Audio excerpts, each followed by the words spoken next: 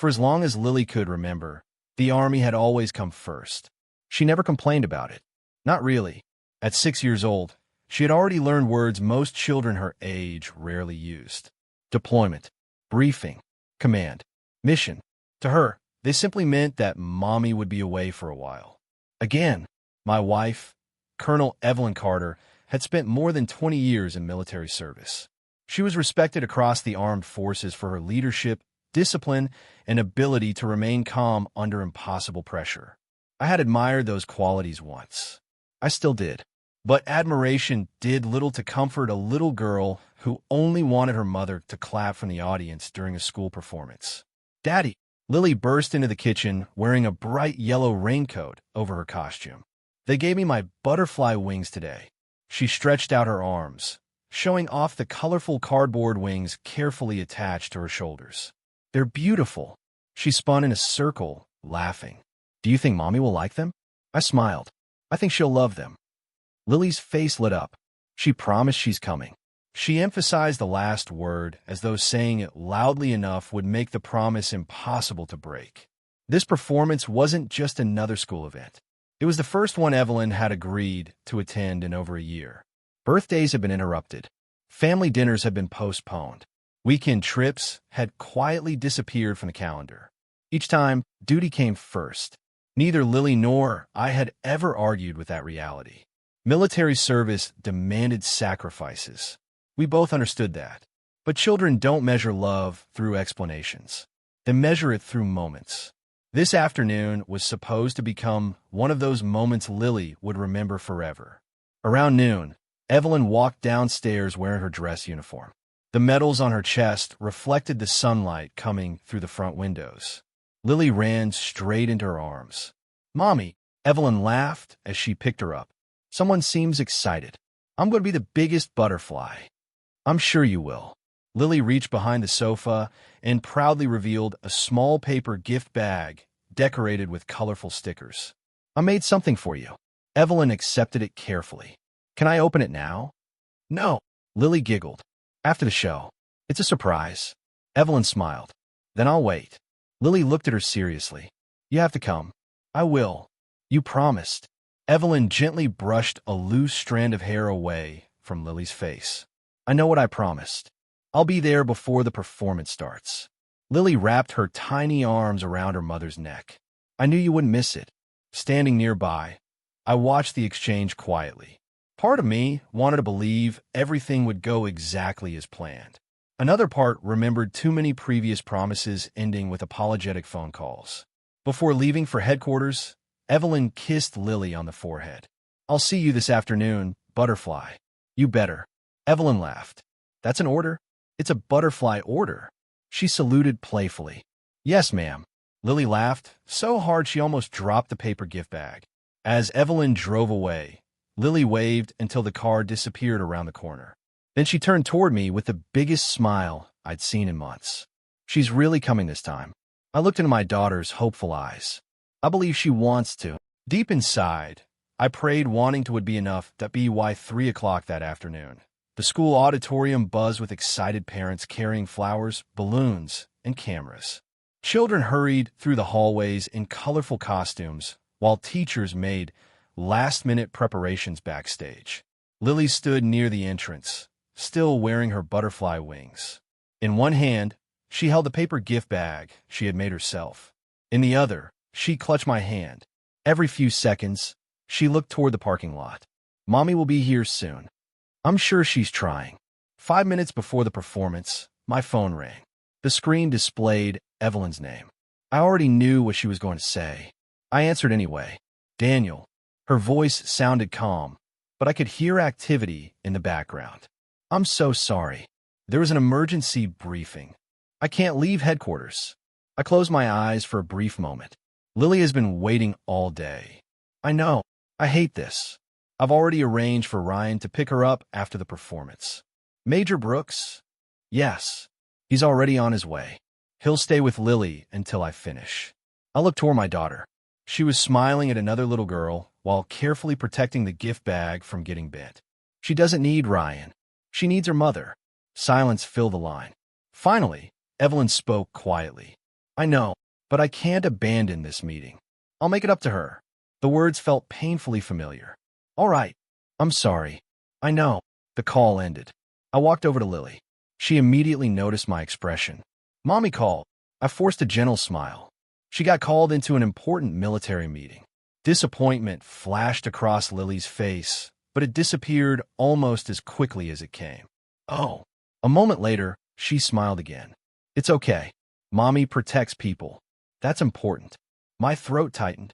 She asked Major Ryan Brooks to pick you up after the show. Lily nodded enthusiastically. Then Mommy will see my present later. Of course. The performance began. Lily danced across the stage with the other children, her bright butterfly wings fluttering as she smiled toward the audience. Every time she looked into the crowd, I knew exactly who she was searching for. Every time, the seat reserved beside mine remained empty. When the final applause ended, parents surrounded their children with hugs and congratulations. Families gathered for photographs. Flowers changed hands. Laughter filled the courtyard outside the school. Lily stood beneath the covered entrance holding her little gift bag. Major Ryan said he'd come. I'm sure he will. At that moment, my phone vibrated. A client from work called with an urgent issue involving an overseas project. I have to take this. I'll only be a minute. Lily nodded. I'll stay right here. She pointed to the bench beneath the entrance roof. I won't move. I stepped only a short distance away to finish the call. The conversation took longer than expected. When I finally returned, the bench was empty. A teacher approached me. Mr. Carter? I thought Major Brooks had already picked Lily up. A chill ran through me. What do you mean? A military officer arrived briefly. He received another phone call. He said he'd return in a few minutes. But then he drove away. That was almost 2 hours ago. Outside, dark clouds had gathered unnoticed. Rain poured steadily across the school grounds. My heart pounded as I searched the nearly deserted campus. Then I saw her. Lily sat alone beneath a small tree near the front gate. The branches shielded her from only part of the rain. Her butterfly wings were soaked and beginning to sag. Her little shoes stood in puddles. Her hands trembled from the cold. Yet she still held the paper gift tightly against her chest, carefully protecting it beneath her raincoat. I ran to her immediately. Lily. She looked up and smiled as though nothing were wrong. Daddy, I'm sorry. I thought Major Ryan forgot where I was. I wrapped my jacket around her tiny shoulders. Her body was shivering uncontrollably. I'm here now. She looked down at the gift bag. I kept it dry, so Mommy can still have it. Tears burned behind my eyes. Even after being left alone in the rain for hours, my little girl wasn't angry. She wasn't blaming anyone. She simply looked up at me with a brave little smile and whispered the words that quietly broke my heart. Mom must have been busy. At that moment, watching my 6-year-old comfort everyone except herself, I made a decision. No child should grow up believing they must always understand being forgotten. And no daughter of mine would spend the rest of her childhood feeling like someone else's second priority. By the time we reached the hospital, Lily's fever had begun to climb. The pediatric nurse gently wrapped a warm blanket around her shoulders while another nurse checked her temperature. 103, she said quietly. The doctor examined Lily carefully before turning to me. The prolonged exposure to the rain likely caused this. We'll keep her overnight for observation. I nodded. Thank you. Lily lay beneath the white hospital blanket, her cheeks flushed with fever. Even half asleep, she refused to let go of the small paper gift she had made for Evelyn. I carefully tried to move it onto the bedside table. Her tiny fingers tightened immediately. No, it's for Mommy. It's all right, I whispered. You can keep holding it. She relaxed again. Watching that simple gesture hurt more than I could explain. A child who had spent hours forgotten in the rain still wanted nothing more than to give her mother a handmade present. I called Evelyn. The call went directly to voicemail. I tried again. Nothing. A third time. Still nothing. Finally, I sent a brief message. Lily is in the hospital with a high fever. Please call when you're able. Hours passed. No reply came. Around midnight, the hospital room grew quiet. Rain continued tapping softly against the windows. Machines beeped steadily beside Lily's bed. I sat in the chair next to her, gently holding her hand. She stirred in her sleep. "Daddy, I'm here. Did Mommy get my present?" The question caught in my chest. "Not yet." "Oh." She closed her eyes again. "Maybe tomorrow." I brushed her damp hair away from her forehead. "Maybe." She smiled faintly before drifting back to sleep. I remained awake until morning. Not because the nurses needed my help. Because every time Lily reached for my hand in her sleep, I wanted her to find someone there. Someone who had chosen to stay. The next afternoon, Evelyn finally called. The moment I answered, her voice was filled with concern. "Daniel, I just saw your message. How is Lily?" "She's stable." "What happened?" I closed my eyes briefly. "Ryan never came back." Silence. "What?" "He was called to another assignment. He forgot Lily was still waiting at the school." Another long silence followed. "That's impossible." "It happened. I'll come immediately. The doctor expects Lily to recover." I wasn't asking. "I'm coming." 2 hours later, Evelyn rushed into the hospital room, still wearing her military uniform. The moment she saw Lily asleep in the bed, all the color left her face. She walked slowly to the bedside. "My God!" Lily looked so small beneath the blankets. The butterfly wings had been placed carefully on a nearby chair. Their bright colors were faded after hours in the rain. Evelyn picked up the paper gift bag. It was wrinkled, but still dry. She opened it carefully. Inside was a hand-drawn picture. 3 stick figures stood beneath a bright yellow sun. One wore a military cap. Another wore glasses like mine. Between us stood a smiling little girl with butterfly wings. Across the top, written in uneven 6-year-old handwriting, were the words, "My favorite family." A single tear rolled down Evelyn's cheek. She sat beside Lily's bed and gently held her daughter's hand. "I'm so sorry," she whispered. Lily never heard the words. She was still asleep. Lily remained in the hospital for another 2 days. Fortunately, the fever gradually subsided, and the doctors were satisfied with her recovery. By the time she was discharged, her smile had returned. Children have an incredible ability to forgive. Sometimes I thought they forgave far more than adults deserved. On the drive home, Lily sat quietly in the back seat, hugging the butterfly wings the school had managed to repair. "Daddy." "Yes, sweetheart." "Mommy looked really sad at the hospital." "She did." "Is she angry because I got sick?" I glanced at her through the rearview mirror. "No. She's sad because she loves you." Lily nodded, as though that answer explained everything. "I love her too." "I know." Those 4 simple words stayed with me long after we reached home. Love had never been the problem. The problem was what happened when love was repeatedly placed behind everything else. That evening, after Lily had fallen asleep, I sat alone in my study. A stack of legal documents rested on the desk. Divorce papers. I read every page carefully before signing my name. The pen felt unusually heavy, not because I doubted the decision, because I understood what it meant. Ending a marriage was never something to celebrate. Sometimes, however, it became the only way to protect the people you loved most.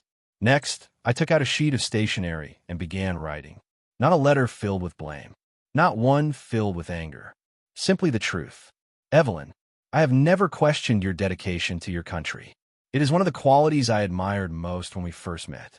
But somewhere along the way, duty stopped being something you balanced with family.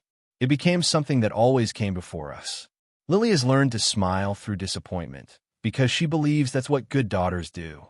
She makes excuses for missed birthdays, canceled promises, and empty seats because she never wants her mother to feel guilty. A 6-year-old should never feel responsible for protecting her parents from pain. She deserves to know that love is shown through presence as much as sacrifice. I refuse to let her grow up believing she must always come second to someone else's responsibilities. This decision is not made out of anger. It is made out of love for our daughter. I sincerely hope you continue serving your country with honor. I also hope one day you find the balance that our family could not. Daniel." When I finished, I folded the letter neatly and placed it beside the divorce papers. The following morning, I called my consulting firm. "I'd like to submit my resignation." My manager sounded surprised. "I thought you were leading the Singapore infrastructure project." "I was, but I've accepted another opportunity." A month earlier, An international engineering company in New Zealand had contacted me about leading sustainable infrastructure projects. At the time, I had declined. Now I call them back. The position offered flexible hours, long-term stability, and, most importantly, the chance to give Lily the childhood she deserved. They welcomed me immediately. Within 2 weeks, everything was arranged. Our visas, a home near the coast, a primary school within walking distance, a fresh beginning. On the morning of our departure, Evelyn finally came home after another extended assignment. The house felt strangely quiet. Half the furniture was gone. Boxes no longer filled the hallway. She noticed the envelope resting on the dining table. Her name was written across the front. She opened it slowly. The divorce papers slipped into her hands. Her breathing became uneven as she reached the letter beneath them. I carried the last suitcase toward the front door. She looked up, her eyes already filled with tears. "Daniel," I stopped. For a long moment, neither of us spoke. Then I said the only sentence that truly mattered. "Our daughter deserves someone who chooses her before excuses." She closed her eyes as though the words carried more weight than any accusation ever could. I didn't wait for a response. Some conversations end not because there is nothing left to say, but because every important truth has already been spoken. I took Lily's hand.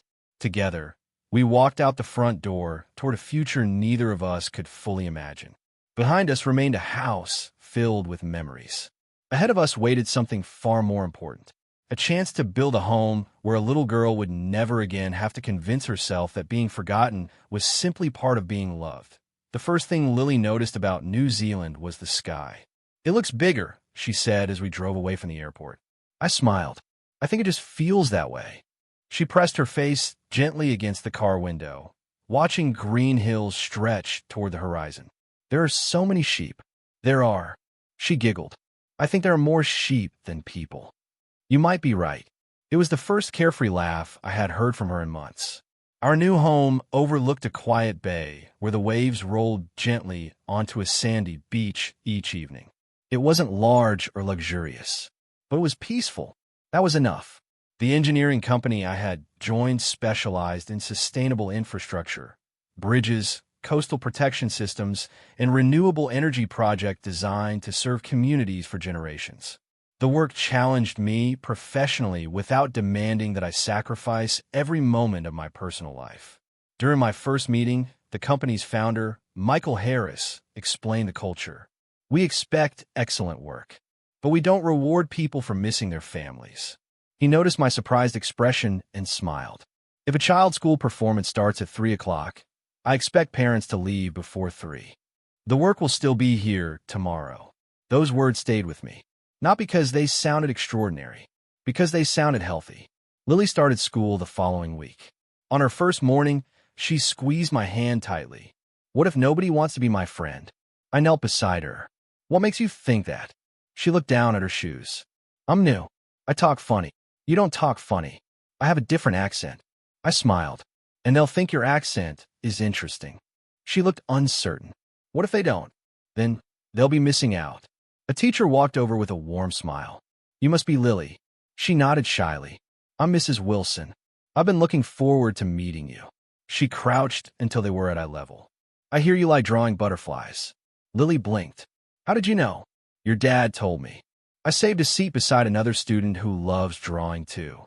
Lily glanced at me. I nodded encouragingly. "You've got this." She took a deep breath before following Mrs. Wilson into the classroom. For a moment, she looked back through the doorway. I waved.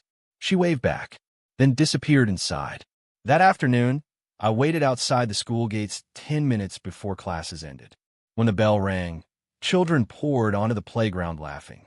Lily spotted me almost immediately. "Daddy!"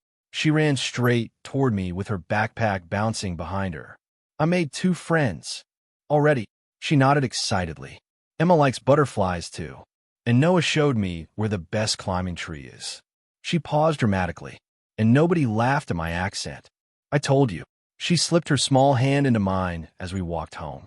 For the first time in a long while, I noticed something I hadn't realized was missing.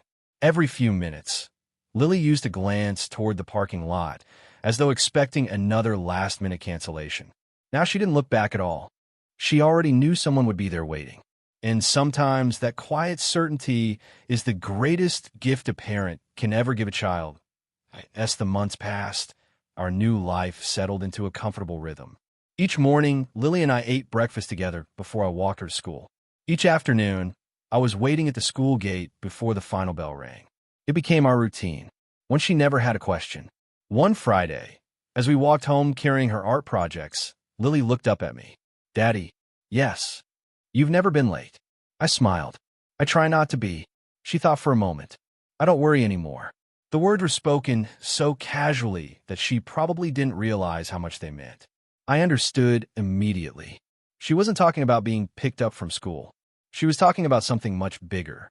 She no longer spent her days wondering whether promises would be broken. Children should never have to carry that kind of uncertainty. My own career flourished alongside our new beginning.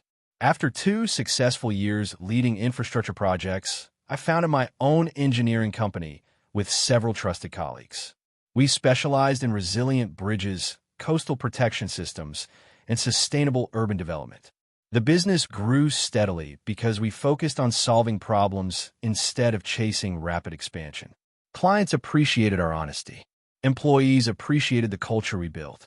Every employment contract included a simple principle. Family commitments are not inconveniences. They're priorities. Some investors questioned the policy. They argued that greater flexibility would reduce productivity. The opposite happened. People who felt respected gave their best work. Turnover remained remarkably low. Innovation increased.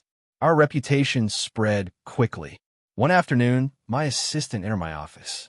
"Your next meeting starts in 20 minutes. I looked at my calendar. Then I noticed another reminder. Lily's Spring Music Festival, 3 p.m. I stood immediately. "Please reschedule the meeting. The clients flew in this morning." I know. They'll understand.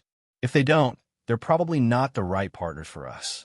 When I arrived at the school auditorium, Lily spotted me from the stage while her class prepared to perform. Her eyes lit up. She gave the smallest little wave. I smiled and waved back. It lasted only a second. But this time, there was no searching through the audience. No wondering whether someone would appear at the last minute. She already knew exactly where I would be. After the performance, she ran into my arms. "You came. I told you I would." "I know." She hugged me tightly. I just like saying it. Years earlier, those same words had carried hope. Now, they carried certainty. That evening, we celebrated with homemade pizza and ice cream. Before bed, Lily climbed onto the sofa beside me with her favorite storybook. Halfway through the chapter, she interrupted. "Daddy, what is it? Do you think Mommy is okay?" I closed the book gently. "I think she's doing her best." Lily nodded. "I hope she's happy." "So do I." She rested her head against my shoulder. "I miss her sometimes." "I know. It's okay to miss people and still keep moving forward." She smiled sleepily. "I like it here." "So do I." After I tucked her into bed, I stood quietly in the hallway for a long moment. The house was peaceful. No anxious waiting. No last-minute phone calls. No disappointed little girl trying to convince herself that broken promises didn't hurt. Watching Lily grow into a confident, joyful child taught me something I wished every parent understood. Children rarely ask us to be perfect. They don't expect expensive gifts or extraordinary lives. What they remember are the ordinary moments repeated consistently over time. The parent waiting at the school gate. The bedtime story that is never rushed. The birthday that isn't forgotten. The promise that becomes a memory instead of an excuse. Looking back, I realized I hadn't changed Lily's life by giving her something extraordinary.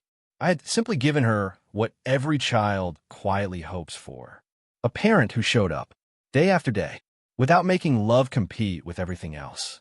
And in the end, that steady presence became the strongest foundation either of us could have ever built. Nearly 3 years had passed since Daniel and Lily left. For Colonel Evelyn Carter, life continued much as it always had. The responsibilities grew heavier. The missions became more complex. The expectations became higher. She met every challenge with the same discipline that had earned the respect of everyone who served beside her. That dedication did not go unnoticed. On a crisp autumn morning, the Ministry of Defense held a nationally televised ceremony honoring several senior officers for exceptional leadership and distinguished service. Among them was Evelyn, as she stood in her decorated dress uniform beneath the bright lights of the auditorium. The minister pinned one of the military's highest honors to her chest. The audience rose in applause. Fellow officers saluted. Cameras flashed from every direction. By every professional measure, it was one of the proudest moments of her career. She accepted the medal with quiet dignity. Years of sacrifice, countless deployments, sleepless nights, difficult decisions made under enormous pressure. The recognition had been earned. After the ceremony, reporters gathered for interviews. One journalist smiled politely. "Colonel Carter, congratulations on receiving this remarkable honor." "Thank you. What message would you like to share with young officers hoping to follow your example?" Evelyn answered confidently. "Leadership begins with responsibility. It means placing the needs of others above your own and remaining committed even when the personal cost is high." The reporter nodded. Inspiring advice. Then another reporter raised a different question. "We noticed none of your family members attended today's ceremony. Was scheduling the issue?" For the first time that afternoon, Evelyn hesitated. The microphone suddenly felt much heavier in her hand. "My family," she began quietly. "They're living overseas." The reporter smiled kindly. "They must be incredibly proud." Evelyn managed a small smile. "I hope so." The interview ended moments later. No one asked another question. No one realized how deeply those few words lingered in her mind. They must be incredibly proud. As the official vehicle drove her home that evening, the medal rested inside a polished wooden presentation box on the seat beside her. She looked at it only once. It seemed strangely smaller than it had during the ceremony. The driver stopped outside her house. The neighborhood looked exactly as it always had. Neatly trimmed lawns, children riding bicycles, families returning home for dinner. She unlocked the front door and stepped inside. Silence greeted her immediately. Not the peaceful silence of a quiet evening. The empty silence of a house no longer filled with life. She placed the medal carefully on the dining table. Its polished surface reflected the fading sunlight. Then she noticed something she had overlooked for years. The refrigerator door. Several colorful magnets still held children's drawings in place. Simple pictures made with crayons. A bright yellow butterfly. A smiling family holding hands. A house beneath a blue sky. She walked closer. One drawing had Lily's uneven handwriting across the top. "Mommy, good luck at work." A tiny heart had been drawn beside the words. Evelyn gently touched the edge of the paper. She couldn't remember the last time she had truly looked at it, or the last time she had slowed down long enough to notice what had been waiting for her all along. Evelyn stood motionless in the kitchen, her fingers resting lightly on the faded drawing.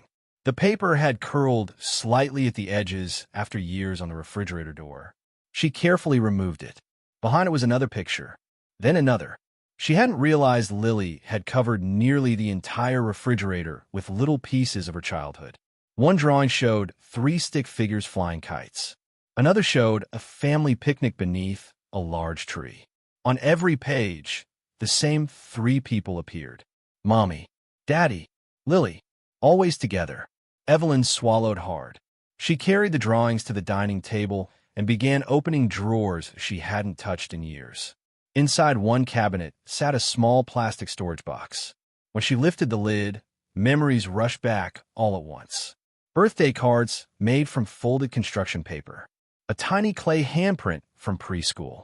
A photograph of Lily wearing oversized rain boots while laughing in a muddy garden.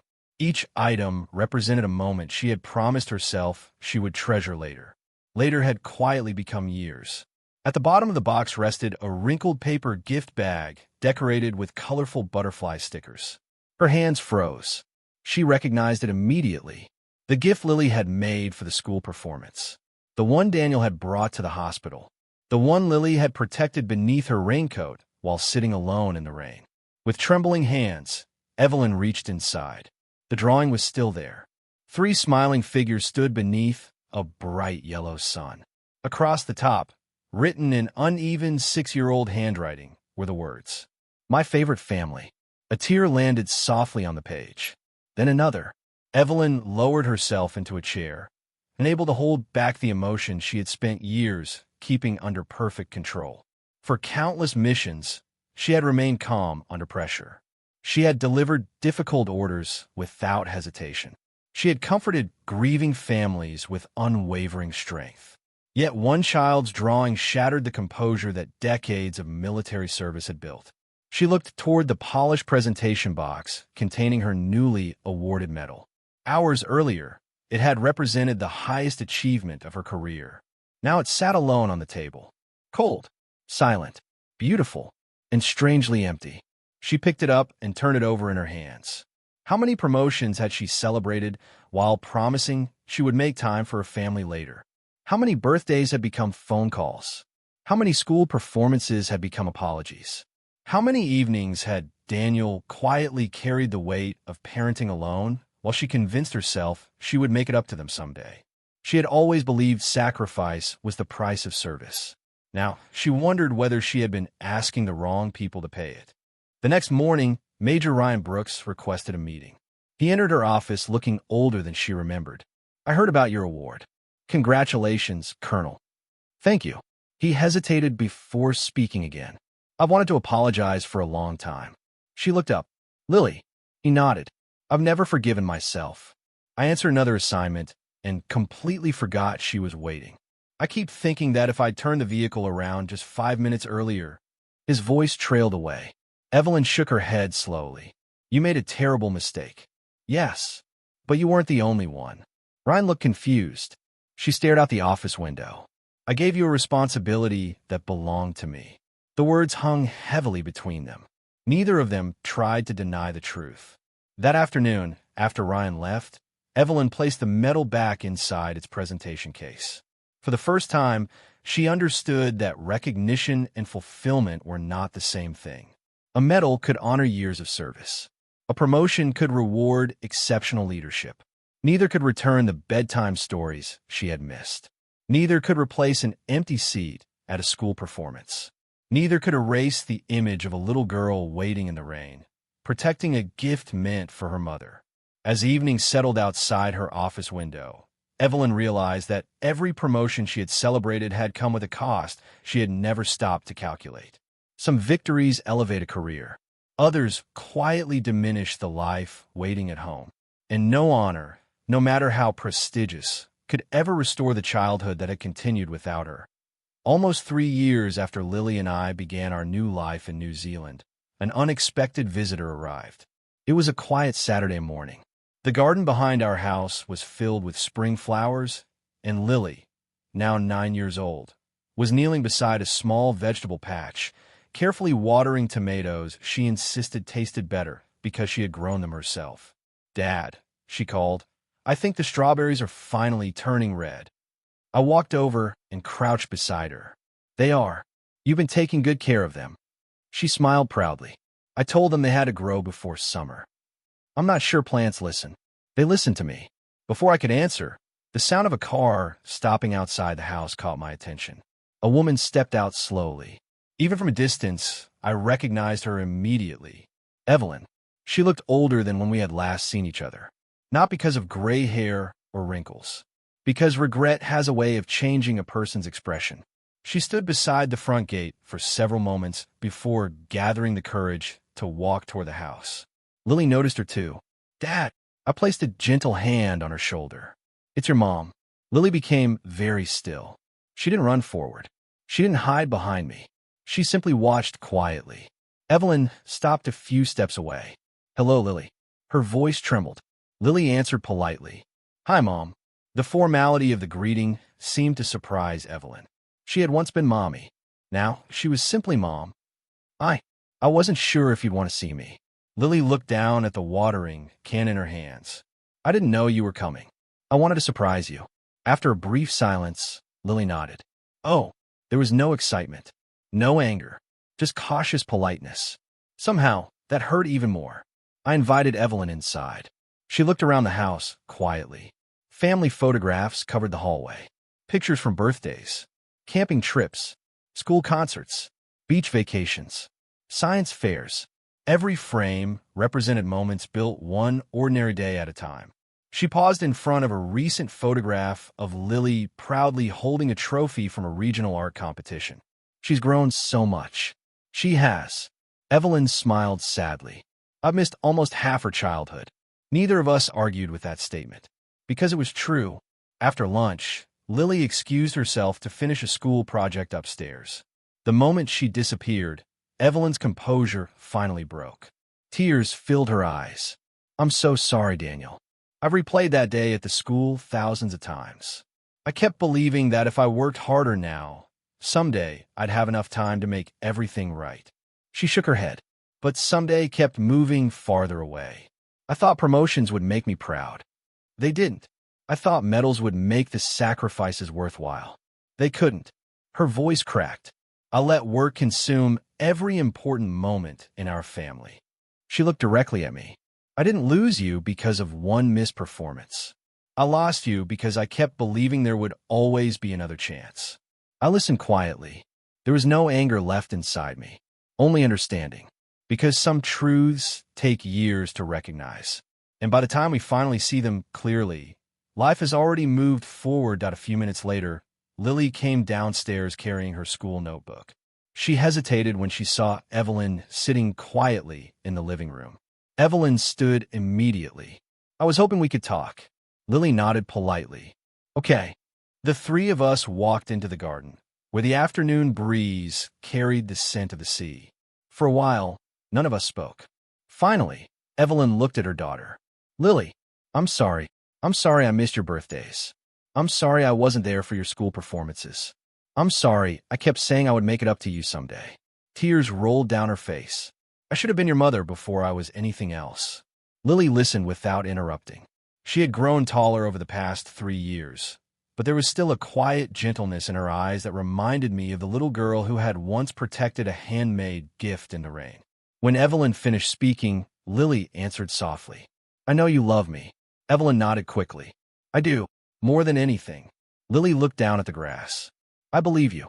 Those words brought a brief look of hope to Evelyn's face. Then Lily continued. But I don't wait for promises anymore. The hope disappeared. When people tell me they'll come to something, I just enjoy it if they show up.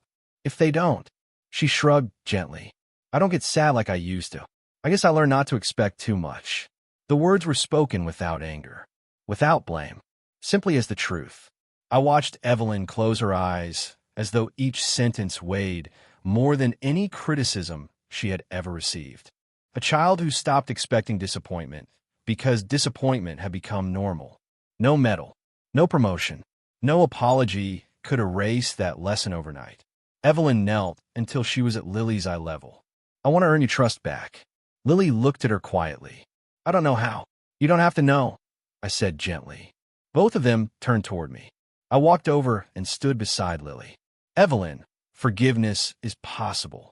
I forgave you a long time ago. She looked surprised. You did. I couldn't spend the rest of my life carrying resentment. But forgiveness and trust aren't the same thing. She lowered her eyes. I know. Trust isn't rebuilt by one conversation. It isn't rebuilt by emotional speeches or grand promises. It's rebuilt by ordinary days. By showing up. Again, and again, and again. I looked at Lily. If you tell her you'll call on Saturday, then call on Saturday. If you promise to visit next month, then be here. If work gets busy, communicate honestly instead of disappearing. Don't ask her to believe your words. Give her enough consistent actions that one day she won't need to question them. Evelyn wiped away another tear. I can do that. I nodded. I hope you do. Lily reached in her pocket and pulled out a small seashell she had collected that morning. She handed it to Evelyn. I found this on the beach. Evelyn accepted it carefully. It's beautiful. I have lots more. You can have this one. It wasn't a grand gesture. It wasn't complete reconciliation. It was simply a little girl offering the smallest piece of her world. A beginning. Evelyn smiled through her tears. Thank you. Lily smiled back. You're welcome. As the afternoon sun settled over the garden, I realized healing rarely happened in dramatic moments. It happened in quiet choices. A phone call kept. A visit made. A promise honored. The past could never be undone. The rainy afternoon outside the school would always remain part of our family story. But the future had not yet been written. Whether Evelyn became a trusted part of Lily's life again would not depend on how sincerely she apologized that day. It would depend on what she chose to do every ordinary day that followed. Because children do not measure love by beautiful words. They measure it by the people who keep coming back and who finally stay. Trust did not return all at once. It arrived quietly, one ordinary day at a time. The first promise Evelyn made after visiting us was simple. She would call Lily every Saturday evening at 7 o'clock. Not if work allowed. Not unless something came up. Simply 7 o'clock. The first Saturday, my phone rang at exactly 7. Lily smiled when she saw the screen. "It's Mom." She answered with cautious excitement. They talked for 15 minutes, mostly about school. A new painting Lily had finished. The vegetables growing in our garden. A funny story about a classmate who accidentally wore 2 different shoes to school. Nothing extraordinary. Just a normal conversation between a mother and her daughter. The following Saturday, Evelyn called again. And the Saturday after that. Then came monthly visits. Each one happened exactly when she promised. If military responsibilities required a change, she let Lily know days in advance instead of disappearing without explanation. Slowly, something began to change. One evening, nearly a year later, Lily looked up from her homework. "Dad, yes. I don't check the clock anymore." "What do you mean?" "When Mom says she'll call." "I know she will." I smiled. "That must feel nice." She nodded. "It does." Those simple words meant more than any dramatic apology ever could. Evelyn had learned what I hoped she would. Children believe consistency long before they believe speeches. As our co-parenting relationship became healthier, communication between Evelyn and me also grew easier. We no longer discussed the past. We focused on Lily, school schedules, medical appointments, holiday plans, birthdays. Every decision centered on one question. What's best for Lily? Surprisingly, the answer usually became clear once our pride was removed from the conversation. Around that same time, another unexpected chapter began. During a community fundraiser supporting children's hospitals, I met Dr. Sophia Bennett. She was a pediatrician who specialized in helping children recovering from long-term illnesses. She spent the evening speaking with families instead of standing near the stage where the event organizers had reserved seats for honored guests. When I introduced myself, she smiled warmly. "I've heard about your engineering projects. I've heard about your work with children's health programs." She laughed. "I think we're even." Lily, who had accompanied me to the fundraiser, tugged gently on my sleeve. "Dad, can I show the doctor my butterfly sketchbook?" Sophia knelt beside her immediately. "I'd love to see it." For the next 20 minutes, they sat together flipping through page after page of colorful drawings. Sophia admired every picture with genuine interest. She never spoke down to Lily. She never pretended to like the drawings. She truly enjoyed them. On the drive home, Lily looked out the window thoughtfully. "I like Dr. Sophia." "So do I." "She listens." "She does." Several months later, Sophia and I began seeing each other more regularly. We took things slowly. There was no rush. One evening, I asked Lily how she felt. She thought carefully before answering. "I think she makes people feel safe." I smiled. "That's a wonderful quality." Lily nodded. "It is." Watching the two of them together, I realized that some people enter your life not by demanding a place in it, but by quietly earning one through kindness, patience, and genuine care. Over the next 2 years, life settled into a rhythm I once believed was impossible. Evelyn continued honoring every commitment she made to Lily. If she promised a weekend visit, she arrived early. If she scheduled a video call, the phone rang exactly when she said it would. When military duties occasionally changed her plans, she explained them honestly and immediately arranged another date. For the first time in Lily's life, she no longer had to guess whether her mother's promises would become reality. She simply trusted them. That trust had not returned because of one emotional reunion. It had been rebuilt through hundreds of ordinary choices. Meanwhile, my relationship with Sophia grew into something steady and deeply peaceful.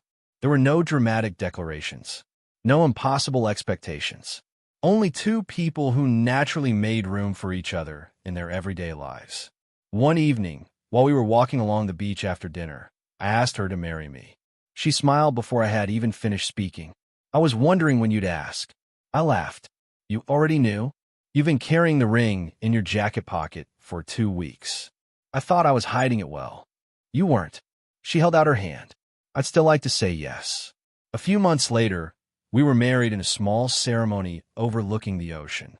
Lily stood beside us as our flower girl, smiling so brightly that she seemed to light the entire afternoon. Evelyn attended as well. When she arrived, she greeted Sophia warmly. "Thank you for loving my daughter."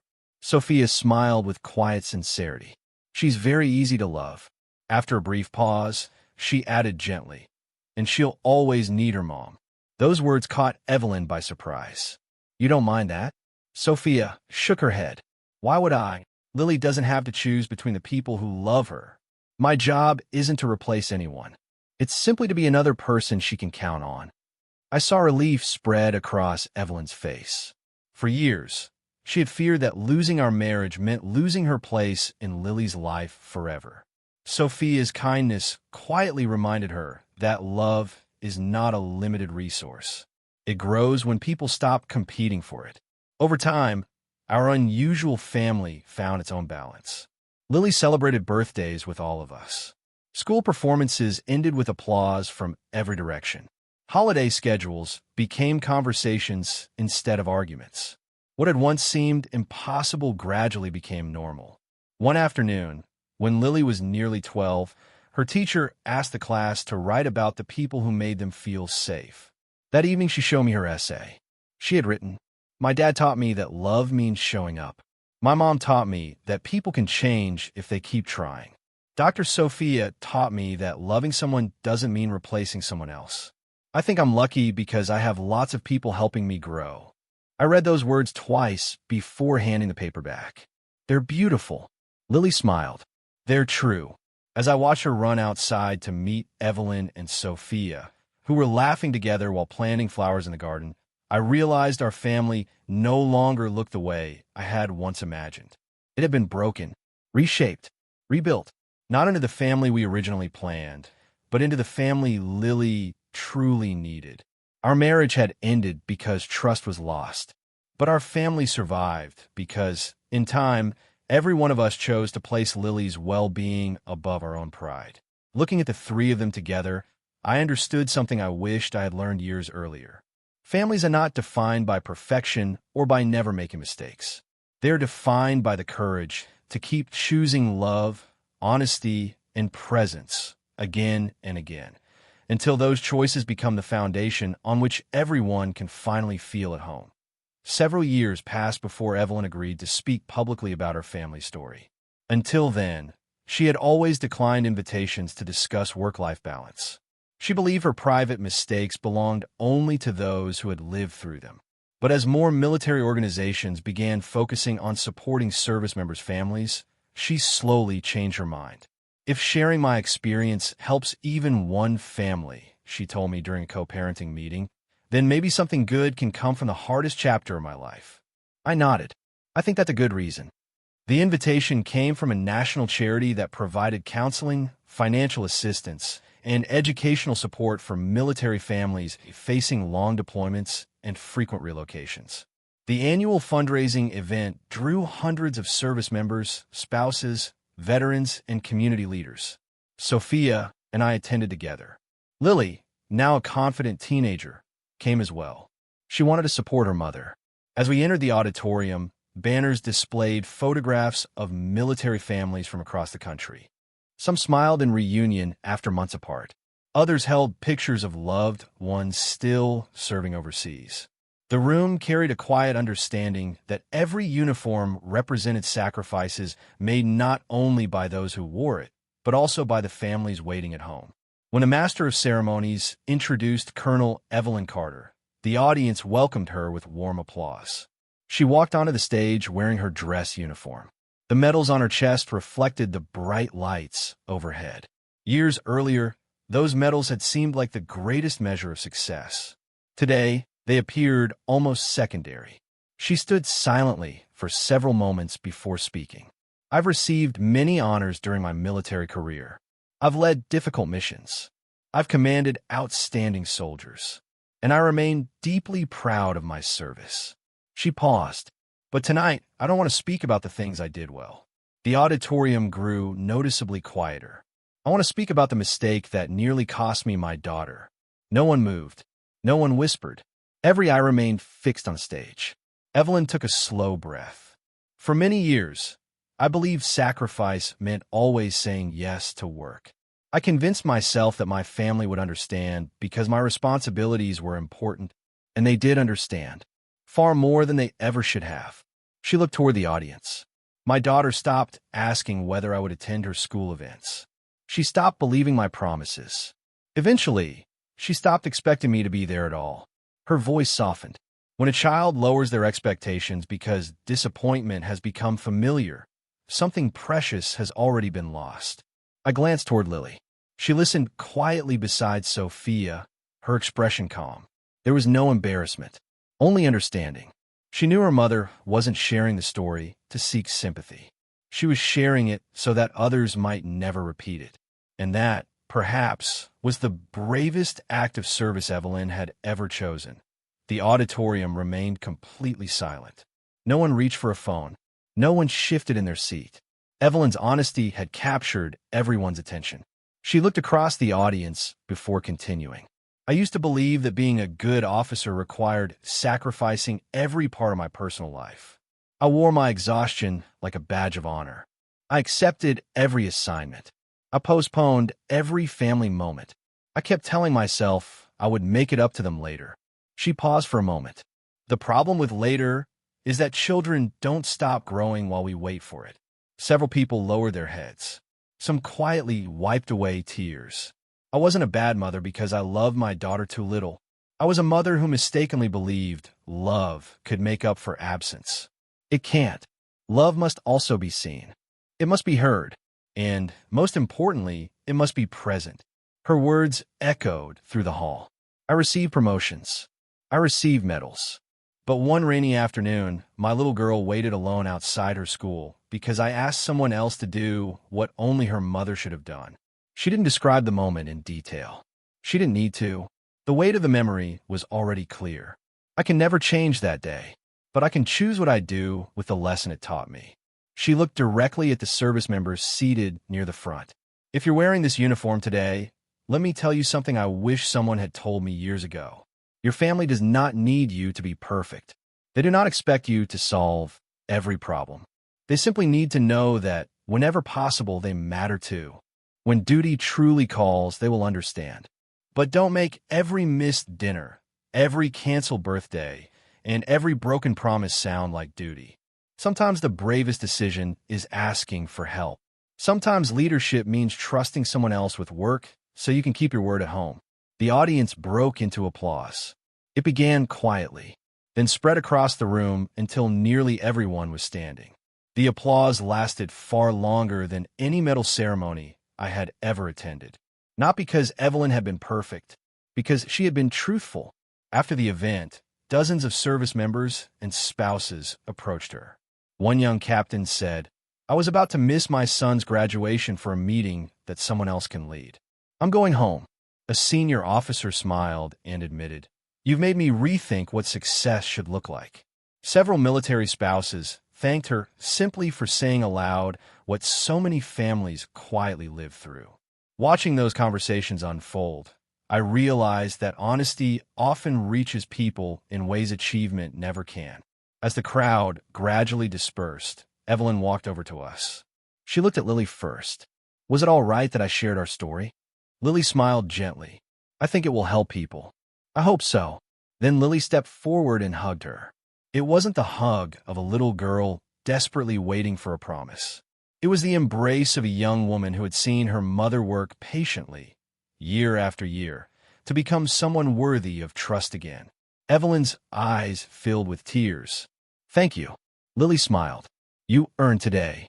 Standing beside Sophia, I watched them quietly. Years ago, I had believed heroes were defined by strength, discipline, and sacrifice. The Army certainly valued those qualities. So did I. But life had taught me something even more important. Real courage is not pretending you've never failed. It is facing the people you hurt, accepting responsibility without excuses, and doing the slow, ordinary work of becoming better. As we left the charity event together, I looked at Evelyn walking beside Lily, laughing at something Sophia had said. The medals on Evelyn's uniform still reflected the evening lights, but they no longer seemed like the greatest symbol of who she was. The truest measure of her character was something no award could recognize. She had found the courage to rebuild a daughter's trust one kept promise at a time. And in the end, that quiet commitment made her a far greater hero than any medal ever could. The years passed more quickly than I ever imagined. One moment, Lily was the little girl who insisted her strawberry plants grew faster because she talked to them every morning. The next, she was standing in front of the hallway mirror, adjusting her graduation gown. "Dad," she called, "does this cap look crooked?" I stepped into the hallway and pretended to examine it with great seriousness. She laughed. "You're making that face again." "What face?" "The one that says you're trying not to admit I'm growing up." "I have no idea what you're talking about." She reached over and straightened my tie instead. "And you're nervous." "I'm your father. It's part of the job description." She smiled before wrapping me in a hug. "Thanks for always showing up."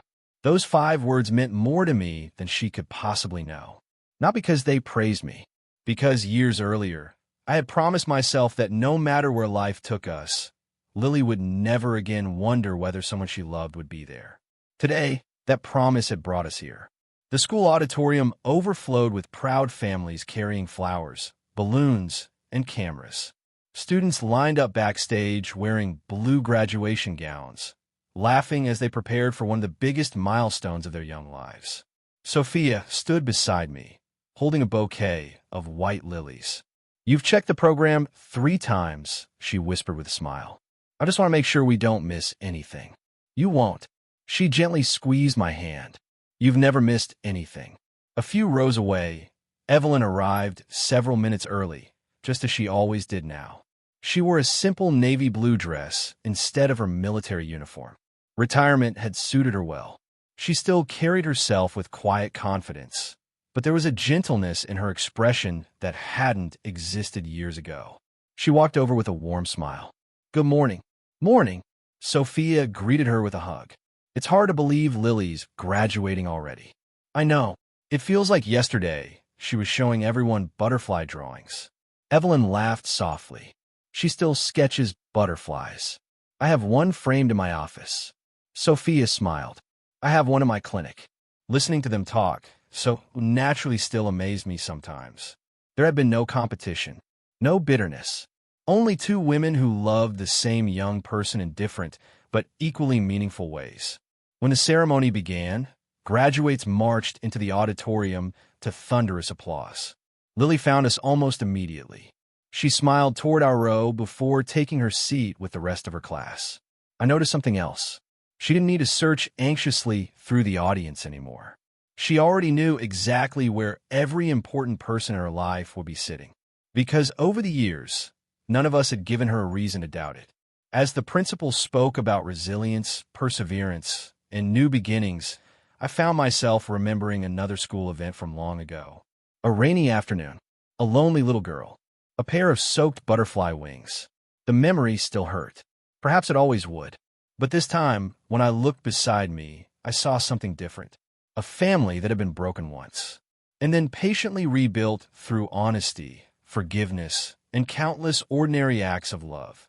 When Lily's name was called, the entire auditorium erupted into applause.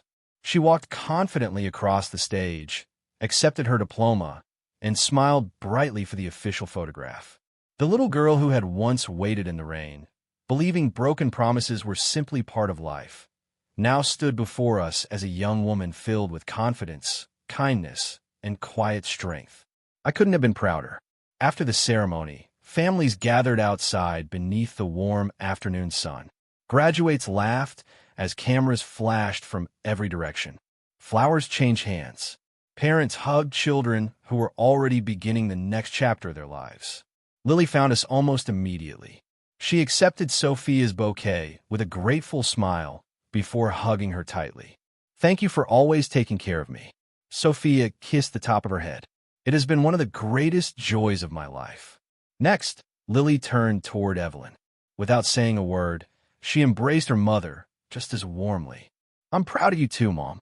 Evelyn's eyes filled with tears. "I should be the one saying that. You never stopped trying." Lily smiled. "And you never stopped coming." Those words meant everything. Years earlier, Lily had admitted she no longer expected promises to be kept. Now, standing on the day of her graduation, she was thanking her mother for becoming someone whose promises could once again be trusted. That transformation had taken years, not because forgiveness was impossible, but because trust grows at the speed of consistent actions. A photographer walked over. Family photo. Everyone gathered together. I stood on Lily's right. Sophia stood beside me. Evelyn stood on Lily's left. Just before the photographer counted down, Lily quietly reached out. With one hand, she held Evelyn's. With the other, she took Sophia's. Then she looked at me and smiled. It was a simple gesture. It said more than any speech ever could. She wasn't divided between the people who loved her. She was surrounded by them. The camera captured the moment forever. As everyone admired the photograph afterward, I found myself thinking back to the hardest decision I had ever made. Leaving my marriage had never been about punishment. It had never been about proving a point or making Evelyn regret her choices. If regret had been my goal, I would have remained trapped in the past. Instead, I had walked away for someone much smaller. A little girl who deserved to grow up believing that love meant showing up. Looking around at the people standing together, I realized our story had never truly been about a husband and wife. It had always been about a daughter, about protecting her gentle heart until the adults around her became worthy of the trust she offered so freely. Evelyn had earned her place again, not through tears or apologies, but through years of faithful presence. Sophia had never tried to replace anyone, choosing instead to add more love where it was needed. And I had learned that sometimes the strongest thing a parent can do is refuse to accept a life that teaches a child to settle for less than they deserve. As the sun began to set over the school grounds, Lily slipped her arm through mine. "Ready to go home, Dad?" I smiled. "Always." We walked toward the parking lot together, surrounded by laughter, conversation, and the people who had become our family. Not because life had unfolded perfectly, but because each of us had eventually chosen honesty over excuses, presence over promises, and love expressed through everyday actions instead of empty words. Looking back across the years, I finally understood the lesson hidden inside our journey. Sometimes the greatest act of love is not staying through endless disappointment. Sometimes it is having the courage to leave, so a child can grow up knowing exactly what it feels like to be truly cherished. And that, more than anything else, was the home we had rebuilt for Lily.